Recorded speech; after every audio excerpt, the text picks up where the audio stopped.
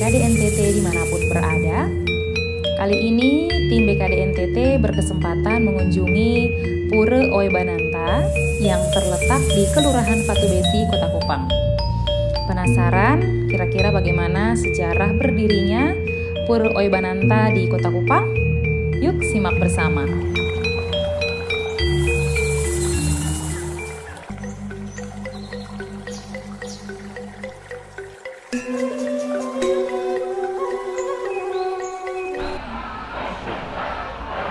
Selamat pagi, salam, salve, assalamualaikum warahmatullahi wabarakatuh.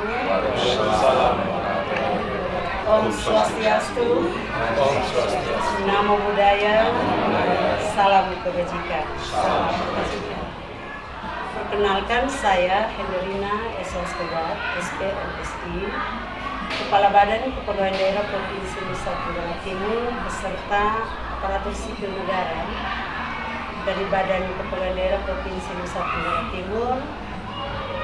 Kami mengucapkan terima kasih kepada Bapak Ketua PKDI Kota Kupang, Pak Wayan, yang sudah menerima kami di pura ini.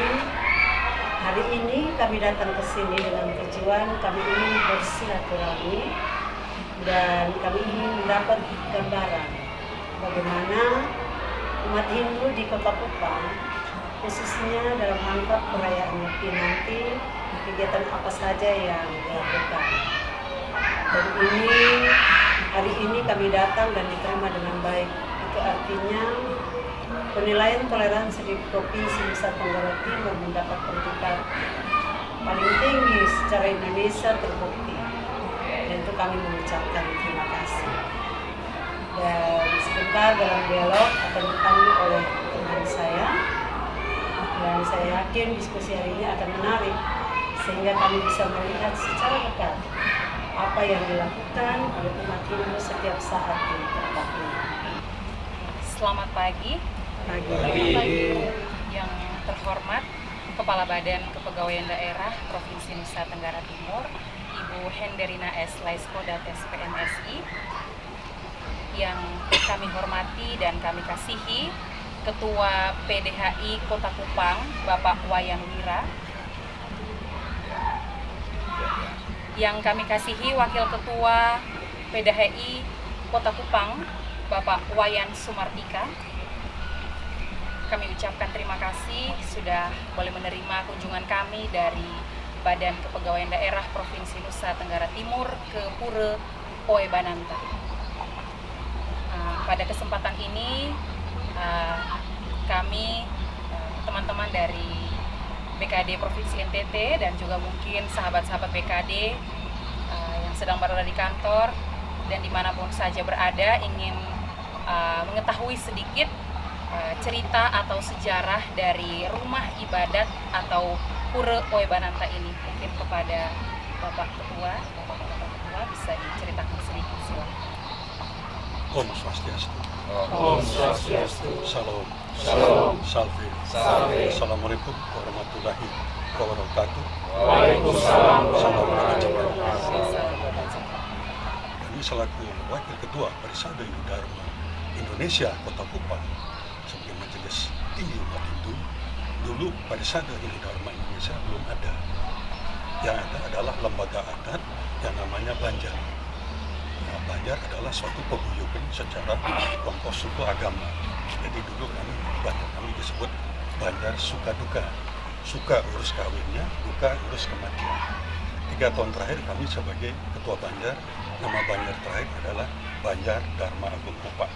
Jadi pembangunan pura ini setelah pindah dari pulau terdahulu di pinggir pantai Salukan Kangkung. Umat Hindu kurang lebih di Kupang berada sekitar tahun 51. Kami di Kupang tahun 70. Pura sudah ada tetapi tidak sebagus ini.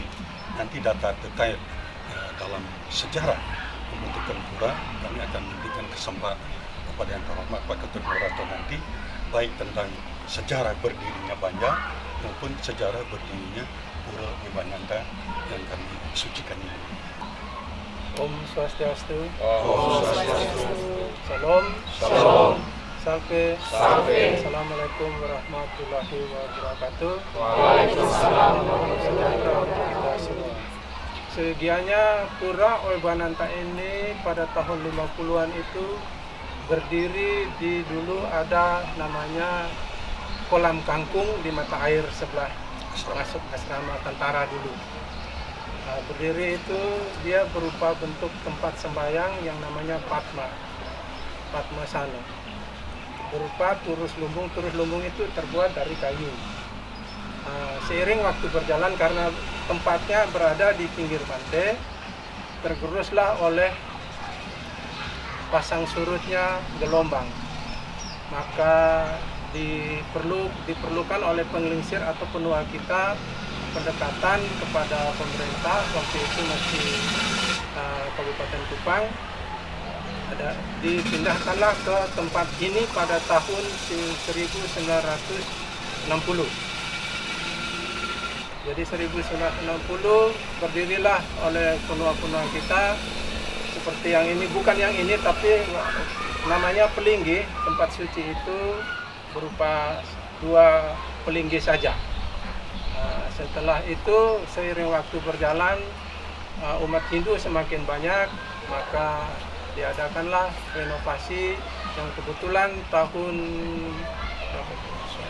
1989 diadakanlah renovasi. Renovasi itu berjalan namanya pembangun 5 tahun. Kebetulan Pak Ketua PDI waktu itu menjadi Ketua Panitia Pembangunan, maka segala semuanya yang berada saat ini didatangkan semuanya dari Bali. Bahan baku daripada ini semua yang ada sekarang sudah terlihat ini didatangkan dari Bali. Jadi pada tahun selesainya pada tahun 1917 pembangunannya selesai, maka diresmikanlah oleh waktu itu beliau Bapak Gubernur Nusa Tenggara Timur Bapak Pras Luburaya secara resmi menandatangani prasasti, nanti di dalamnya juga terlihat sampai dengan saat ini. Baik, kemudian Bapak mungkin bisa memberikan pandangan tidak hanya kepada kami di tempat ini, tetapi juga sahabat-sahabat BKD yang menyaksikan, sedikit pandangan Bapak terkait dengan kehidupan sosial keagamaan di Provinsi Nusa Tenggara Timur itu sendiri seperti apa? Baik, terima kasih. Om Swastiastu. Om Swastiastu. Terima kasih ya atas waktunya tentang keberagaman umat Hindu atau dengan umat orang lain di Kota Kupang, urusan di tingkat provinsi. Ya, saya dari agama Hindu pertama mengucapkan terima kasih karena bagaimana toleransi kita khususnya di Nusa Timur cukup luar biasa. Toleransi yang cukup baik, saling menghormati. Ya contohnya umpamanya kalau kita di sini di Pura Oebananta pas hari-hari raya besar, nanti yang menjaganya adalah teman-teman Muslim kita itu, ya teman-teman Kristiani yang menjaga kita punya nanti dari awal masuk sampai ke dalam. Artinya begitu luar biasanya, dan juga nanti pas hari besarnya nanti seluruh lembaga yang ada di provinsi kayak Muslim, Katolik semuanya ikut menjaga kita dalam acara sebesar nanti terutama Hari Suci Nyepi dan Galungan. Dan juga begitu sebaliknya, kalau di pas ada acara yang lain kayak Idul Fitri, kita punya anak-anak pemuda KMD ini ikut berpartisipasi untuk menjaga gereja, menjaga masjid untuk lancarnya proses keagamaan masing-masing agama. Itu yang saya rasakan di Nusa Tenggara Timur, cukup luar biasa toleransi kita. Mudah-mudahan kita selalu akan dapat menjaga terus toleransi ini sehingga menjadi contoh juga untuk pulau-pulau yang lain. Karena terus terang aja di pulau lain belum bisa kita kayak begini. Ya, di pulau lain kadang-kadang ya bukan kita istilahnya menyelesaikan, pakaian adat begini aja belum juga diterima. Ya, jadi kadang-kadang kerasnya hanya saya sangat bersyukur sekali bahwa kaum mayoritas ini betul-betul toleransinya sangat tinggi sekali. Artinya bahwa pemangku agama sini cukup luar biasa. Artinya mengemban umatnya untuk berbuat yang terbaik sesuai agamanya masing-masing. Baik, terima kasih. Jadi mohon izin kita ketahui bersama bahwa di Nusa Tenggara Timur, khususnya di Kota Kupang juga ini mayoritas dari umat atau jemaat Kristen, Ya, baik Kristen, itu ya. Katolik maupun Protestan, Ya. tetapi secara keseluruhan bahwa penduduk atau umat jemaat yang ada di Nusa Tenggara Timur toleransinya tinggi Sangat satu tinggi. sama lain. Ya. Baik, terima kasih Bapak. Kemudian mungkin ada sedikit pertanyaan lagi Ya, Bapak, siap. mungkin apa saja yang dilakukan atau dipersiapkan dalam rangka Hari Raya Nyepi di Kota Kupang? Baik. Karena pastinya perayaan Nyepi di Kota Kupang berbeda dengan di Pulau Bali. Ya. Mungkin ada hal-hal apa yang dilakukan, seperti apa persiapannya mungkin bisa. Baik, baik, terima kasih. Ya, kebetulan juga Ibu Kepala dan teman-teman BKD datang di sini. Pas kebetulan kita umat Hindu akan merayakan Hari Raya Suci Nyepi, di mana Hari Raya Suci Nyepi itu adalah tahun baru Saka umat Hindu yang ke-1945. Rangkaian Hari Suci Nyepi bahwa umat Hindu percaya dengan adanya Tri Utama. Tri itu artinya 3, ya, kita itu artinya bahagia, anak itu artinya bahwa ada 3 hal hubungan baik yang sebagai penganut Hindu yang harus kita. Pertama, umat Hindu harus berhubungan baik dengan Tuhan manusia. Kedua, umat Hindu harus berhubungan baik dengan sesama manusia yang ada di sekitar. Dan ketiga, umat Hindu harus berhubungan baik dengan Tuhan. Ya, dalam rangkaian ada seperti ini umat Hindu terus terang saja sudah bergerak duluan karena dari rangkaian itu kita ada melaksanakan baksos yang itu yang pertama kita lakukan, bahwa kita umat Hindu juga dikasih tugas dan kewajiban oleh Pak Wali Kota untuk ikut menata ibadah pertama yang ada di masyarakat. Kami juga sangat berterima kasih atas kepercayaan yang diberikan. Kami sudah action, kita dapat lapak di depan bandara Ibu. Ya, kita umat Hindu dikasih lapak nomor 1. Ya, kita sudah bekerja bakso dari tanggal berapa kemarin, hari apa? Hari Jumat sudah kita bekerja untuk barang itu nanti juga kita akan baksos, kita membersihkan tanaman sinar biar betul-betul bersih dan bertata. Dan kedua juga pas hari Minggu besok kita akan mengadakan donor darah. Ya, umat Hindu donor darah dari data yang saya terima tadi bahwa sudah ada 100 donor darah yang akan dilakukan. Artinya kita berbakti kepada teman-teman, siapa tahu ada yang butuh. Dan selanjutnya rangkaian hari Nyepi nanti kita tanggal 19 Maret ya kita akan melaksanakan melasti. Melasti itu artinya umat Hindu mengadakan penyucian tempat ibadah kita, serang-serang ibadah kita sucikan.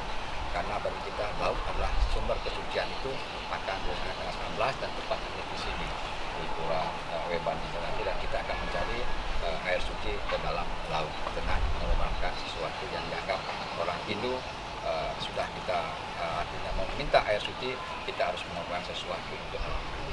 Biasanya pengorbanannya nanti sesajen sudah ayam, biasanya kalau lebih besar ya. Terus nanti ya tanggal 21 kita akan mengadakan tahur ya, tahur Pesangau. Sudah kita koordinasi dengan Pak PJ Wali Kota, tapi kita belum ada dengan Pak Gubernur. Tahun itu kita akan melaksanakan di perempatan kantor gubernur. Ya, nanti di sana akan kita adakan tahur, artinya bahwa umat Hindu sudah betul-betul lama sekali kita di Kota Kupang, maka dalam setahun itu kita sudah mengambil hasil bumi ini, makanya tanggal sekian itu kita tahu kita bayar.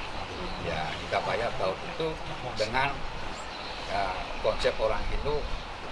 Ini Hindu dari Bali khususnya dalam tata cara persembahyangannya itu mengorbankan semua isi alam yang ada di dunia ini. Ya, makanya dalam rangkaian itu kadang-kadang orang Hindu ada mengorbankan bunga, buah-buahan, sampai ada hewan dan binatang. Karena konsep orang Hindu bahwa dari Bali khususnya, karena tumbuh-tumbuhan, hewan, binatang itu juga ingin berinkarnasi. Ya, berinkarnasi menjadi manusia, karena manusialah kedudukan yang paling tinggi. Makanya itu konsep orang Hindu, makanya nanti dalam tata cara orang Hindu artinya menaur, artinya apa yang sudah diberikan oleh bumi entitas umat Hindu, mengorbankan itu dan bersembahyang nanti kita di alam terbuka di sana. Sebab bagi kita yang dirasa Tuhan mengatakan syukur kita sebagai umat Hindu. Dan siangnya dan sorenya kita akan adakan pawai ogo-ogo. Ya. Pawai ogo-ogo ini bahwa kita sebagai penganut Hindu, ya ini kadang-kadang artinya yang harus saya sampaikan, mudah-mudahan dimengerti ya. Karena dalam dunia ini ya banyak hal-hal kotor yang ada di dunia ini yang disebutlah barangkali berhala. Ya, bagi penganut Hindu itu berhala harus kita jadikan baik. Ya, berhala itu dari dilamakan kayak itu orang serang. Ya, kayak raksasa. Ya, dia pemarah, istilahnya begitu. Nah, itu yang kita akan menjadikan baik. Nanti kita arah, kita undang dia hal-hal yang tidak baik itu dari manapun itu berada. Sudah setelah itu habis itu kita ritualkan, kita sucikan dia. Biar dia menjadi baik, biar jadi tidak berhala. Sehingga umat Hindu pas di hari suci nyepi betul-betul tidak ada gangguan yang mengganggu kita. Karena dia suci nyepi itu ada 4 hal yang kita lakukan. Pertama, tidak boleh berapi-api. Ya, amati geni. Kedua, amati kardio, tidak boleh bekerja. Ya. Yang ketiga, amati lungan, kita tidak boleh melakukan kesenian. Dan keempat, kita tidak boleh bepergian. Satu hari umat Hindu full di rumah merenungi diri, mengosokkan diri untuk selalu mendekatkan diri sama Tuhan. Sehingga menyambut hari tahun baru, betul-betul Tuhan akan menganugerahkan kita yang terbaik untuk bisa berbuat baik dengan keluarga, baik dengan tetangga, baik dengan semuanya. Ya, terakhir kita akan Dharma Santi. Dharma Santi itu artinya kita silaturahmi antara manusia, antara sesama manusia. Artinya kita juga mudah-mudahan juga kalau BKD bisa hadir nanti, kita akan mengatakan acaranya di rumah jabatan kantor gubernur. Ya, karena juga ini kita dari pemerintah suatu kewajiban juga kita harus melakukan. Ya, mudah-mudahan saya tidak langsung juga nanti saya akan mengharapkan Ibu Kepala hadir untuk sedikit tahulah budaya orang Bali, terutama di Kupang bagaimana. Baik, Bapak-Bapak Ibu, itu barangkali rangkaian hari suci Nyepi yang akan kita laksanakan. Baik, terima kasih kepada Bapak Ketua. Jadi hari Raya Nyepi itu bagaimana umat Hindu dalam arti mengosongkan dirinya dan membangun hubungan dengan Tuhan. Ya. Mungkin mohon izin ini pertanyaan terakhir. Siap. Sedikit, Ya. Bapak. Ya. Mungkin teman-teman sekalian juga melihat terkadang umat Hindu menggunakan bunga Ya. Kamboja warna putih atau kuning. Mungkin dari Bapak bisa dijelaskan sedikit maknanya, Baik. tidak hanya kepada kami, kepada sahabat-sahabat BKD yang menyaksikan. Baik. Terima kasih ya. Tadi saya juga dapat agak bercerita banyak. Kadang-kadang kan apa sih perbedaan agama Hindu di India dengan di Bali. Nah ini kadang-kadang memang saya senang sekali karena terus terang aja di India tidak ada nyepi. Ya ini nyepinya ada khusus di Indonesia, di Nusantara, khususnya di Bali. Ya artinya ada suatu perbedaan yang artinya sangat bertentangan, tetapi tujuan kita sama. Ya tadi saya bercerita bahwa kita Hindu di Bali, Hindu yang beraliran Siwa Sedanta, artinya kita menyembah Tuhan yang tidak berwujud. Ya, Tuhan yang tidak berwujud kita sembah, makanya orang Hindu di dunia ini harus membuat tempat sesananya beliau. Disebutlah pura ini. Ya, Padmasari itu kita anggap tempat sucinya personanya beliau. Dari sinilah pemangku adat kita akan menurunkan Tuhan itu dalam hari-hari yang besar.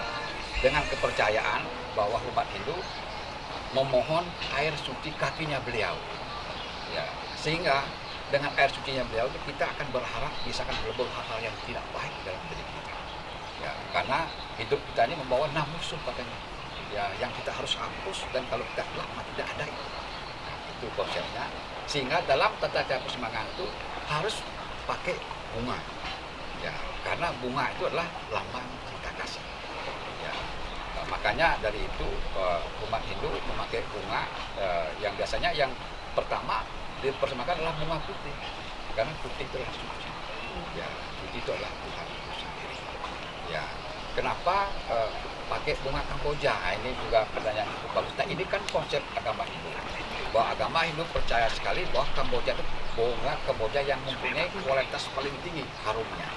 Ya, sehingga umat Hindu itu dalam tata cara pasti pakai Kamboja, dan juga kalau umat Hindu tidak boleh tidak percaya sama leluhurnya, nenek moyangnya. Ya, karena kita konsep lah reinkarnasi, lahir kembali. Ya, karena umat Hindu percaya lahir kembali, karena tujuan agama Hindu terakhir adalah moksa. Artinya tidak lahir kembali ke dunia, harus menyatu dengan Tuhan. Ini beratnya kita sebagai penganut Hindu. Ya, makanya dalam kesempatan itu Tuhan itu mengizinkan kita untuk lahir kembali, dan itu kita percaya. Makanya bahasanya orang Hindu karena leluhurnya dibawa ke pura dan dibawa ke rumah, biasanya umat itu menanam Kamboja itu di pura dan di rumahnya. Karena bunga Kamboja itu bunga yang dianggap paling baik untuk menghormati para leluhur dan para dewa. Terima kasih Bapak. Mungkin cukup untuk pertanyaannya. Sekali lagi kami ucapkan terima kasih sudah boleh menerima kami kunjungan dari Badan Kepegawaian Daerah Provinsi Nusa Tenggara Timur.